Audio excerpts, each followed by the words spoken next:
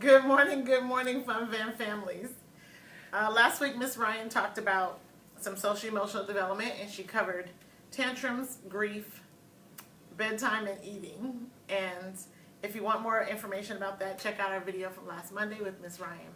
Today, Miss Ashley, myself, Miss Kat, we're going to be talking about reading and making connections. So if you were in our class, you would come in and we would have a random collection of items, and then I would ask that you make a connection from something that has happened in your life to one of these items. So Miss Kat, is there anything in this that reminds you of something in your life? Yes, the scissors do from my childhood. Oh yeah? Yes. When I was a kid, we were living in Germany, and as Army brats, we were always trying to find something to do. So my sister and I decided to go to another little girl's house, and we played beauty shop. And the little girl cut my hair with regular scissors. And when I got home, I tried to hide it because I was like, my hair's cut. My sister didn't let her cut her hair, but my mom was like, no more beauty shop. So I'm going to make a connection to the Band-Aids, because who doesn't love Band-Aids, especially when they're little kids? Although some kids are surprisingly funny about it. My daughter was obsessed with Band-Aids and was putting them all over her body all the time and constantly, I need a Band-Aid. And like I would watch her in bed on the monitor and she'd be like, Mommy, I need a Band-Aid. And I'd be like, that's a freckle, go sit down. But,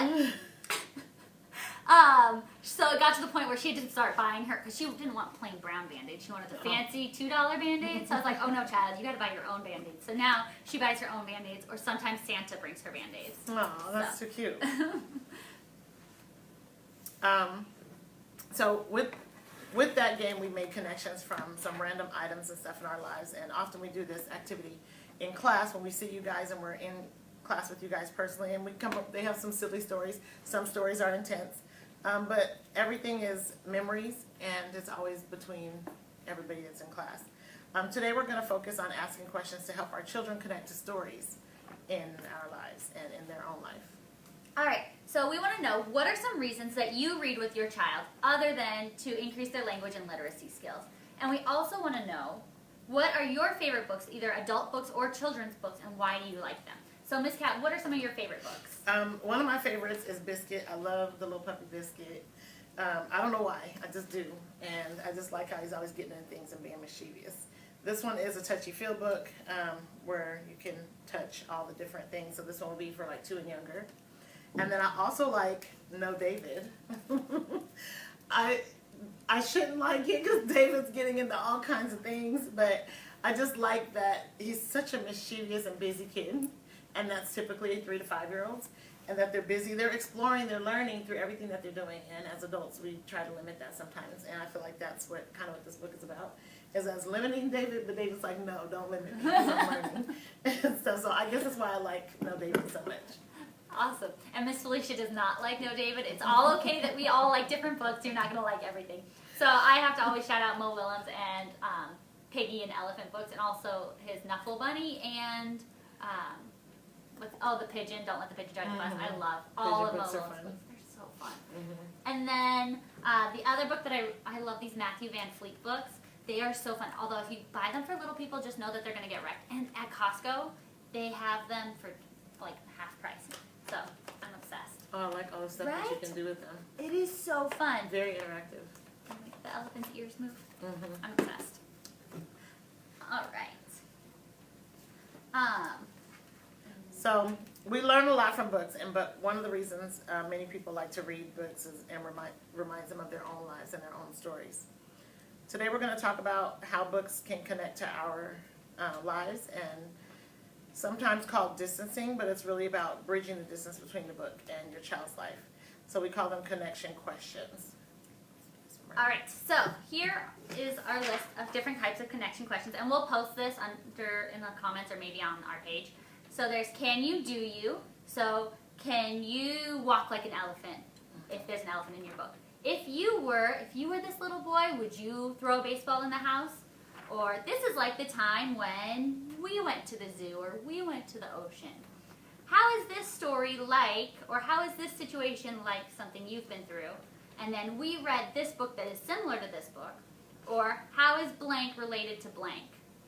So you really kind of want to go in a little bit more on those kinds of questions and like drawing more answers out of them about like why is it that way, not just because I like it, but why do you like it, or why is it similar to this?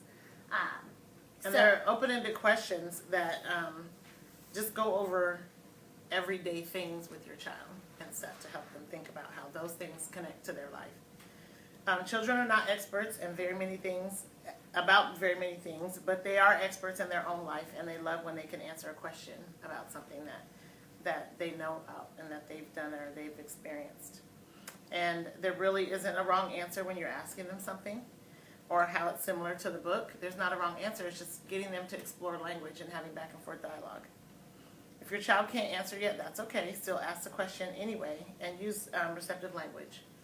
It's more advanced than expressive language anyway, so they'll still understand. And then you pause and give them a chance to answer you instead of giving them the answer. And when your child starts school, they'll be asked questions. When they're in school, they'll be asking questions. They'll be likely to answer questions when they're asked upon when they start school. So when your kids are in school, a lot of times the teachers will ask, how is this like something you've done in your life? Or they'll read two types of books and they have to compare and contrast those books. So being able to say, oh, this book is similar to this book because of this can be really helpful. It's already getting them into that mindset of thinking about books and comparing it to other things and not just keeping it in its own little bubble, if that makes sense. Yeah. And then also, so there's text to self, text to text, where you're comparing one book with another book. And being able to do that really helps with reading comprehension to make sure that they're understanding what they are reading. And then the last kind is text to movie. So how is this like a movie that you've seen? All right, we're going to read a book really quick. We're going to read, well, we're not going to read all of it. We're just going to read parts of it. This is Too Many Toys by David Shannon. And I read this recently with my daughter, and she connected with it so much that we had to read it twice. So, Spencer had too many toys. They covered the floor of his bedroom and piled up in his closet. They were stashed under his bed. They spilled down the stairs and into the living room. How many parents can relate to this? Sometimes, like after birthdays or Christmas, look, and he's got toys outside. He's got toys in the bathtub. He's got his toys all lined up and making noises. And then he's, oh man, look at all those musical instruments and arts. There's so many. And then it says everyone gave toys to Spencer. Of course his mom and dad did, but so did Grandma Bobo and Poppy and Granddaddy and Auntie Mim and Uncle Fred and Cousin Drew. They gave him toys for every holiday, even the 4th of July, and his birthday. He also got toys from all his friends on his birthday, and on their birthdays too when he went to their parties. He got toys at the drive-thru with his kid burger and at school for having lots of peace person points, and at the dentist and the doctor when he didn't squirm. All right. Miss Kat, were you able to think of any questions that you could connect with kids to this story? I would totally ask how many toys, let's count them, and try and count some of them, not all of them, right. A lot of toys on the page. And for some kiddos, depending on their age, they might not be able to count that high. But they could at least start counting and getting that whole counting thing going in their mind and tickling their cognition. But totally counting them. Do we have a dog? Do we have a cat? You know, how does a cat sound? How does a dog sound? Do you have toys in the bathtub? Right. Do you have toys in the bathtub? Do you have rubber duckies? Counting them, how they are in order. Which one do you think is the mommy duck? Which one do you think is the baby duck? Just different questions. Which one's bigger? Which one's smaller? Tons of questions you can ask, especially with that book. There's a lot going on in there. There is a lot going on. Yeah, I'm sure a lot of our parents can relate. Yes. Having too many toys. This is how I always feel. Like, oh, I start cleaning and I'm like, oh my gosh, why do we own so many toys? And then I go to the toy store and I'm like, oh, we need this. No. Okay. Anyways. So we have this other activity that we want to do with you guys. They're just some blocks that you can put different pictures on each side, and then you pick random blocks. If we would have been in person, we would have chosen, depending on our class size, I would always say if it was a few parents and we just choose a few. If there's a lot of parents, then we would just, if there were a lot of parents, we'd choose a few. If there were just a few parents, we would choose a lot. So the stories could be more detailed and long and stuff. But we just choose some blocks. I just picked some out of the box at random. And I'm going to tell a story with these blocks. It's going to be a fun one. So, once there was a sailboat, and on that sailboat there was a little girl that was manning that sailboat. And she's driving the boat down the ocean. And she had a kitty cat that was with her that was looking in the water at the fish that were swimming by. And you know, cats don't like water, but this cat liked the water and was looking at the fish that were going by. And she looked up and she saw a rainbow The end. Was there a treasure at the end of the rainbow? I feel like you left me off in the middle. They were in the ocean, so they couldn't see. Oh. All right. So I pulled my blocks. I have Mickey Mouse. So Mickey Mouse was feeling a little lonely one day, and he decided to go to the playground. He was so excited to be at the playground because he hadn't been there in months. He had been stuck inside the house, and so he was really, really happy to be there. And he saw a tree, and he went and climbed up the tree, and he was playing and just having a wonderful time when a dinosaur came. And the dinosaur roared at Mickey, and Mickey was so scared. And then he ran and he hid inside the slide, because you know those tunnel slides, and he was hiding inside the tunnel slide. And then a friend came and helped him, and they scared the dinosaur away by meowing like cats, because everyone knows dinosaurs are afraid of cats. And then Mickey Mouse and his friend went home, and they had a wonderful day. Yeah. So see how quick the story can be, short, like and brief, like mine, or elaborate, like Ashley's, and stuff with just simple pictures on blocks, and that's a good one that you can do with your kiddos. You can use any kind of blocks that you don't use anymore. This was pictures that were cut out of magazines, and I think it's called faux page or Mod Podge. Mod Podge. Thank you, Felicia, to put them on there, and they just stay. Miss Julie left these behind for me, so I thank her so much for that. All right, and then really quickly, I just wanted to add that Miss Amber says that Brighton's favorite books are Dragons Eat Noodles on Tuesday and Don't Eat Your Classmates. That's so cute. And then she says that her kids are constantly bringing books for them to read, and Brighton likes to read to us, and after we read to him. Oh, that's so fun. If you read the book first and then your kid reads it back to you. Mostly reading the pictures, but it's still so cute. Because then the parent can ask the child questions.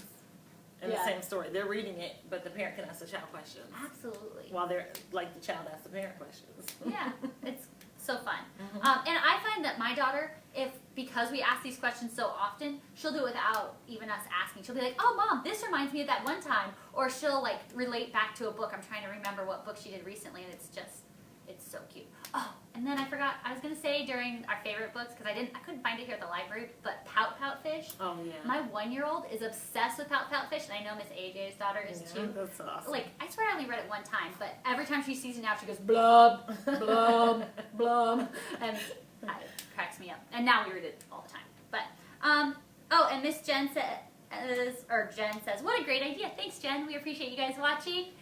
We hope you are having a wonderful week, and we will see you later this week. Bye. Bye.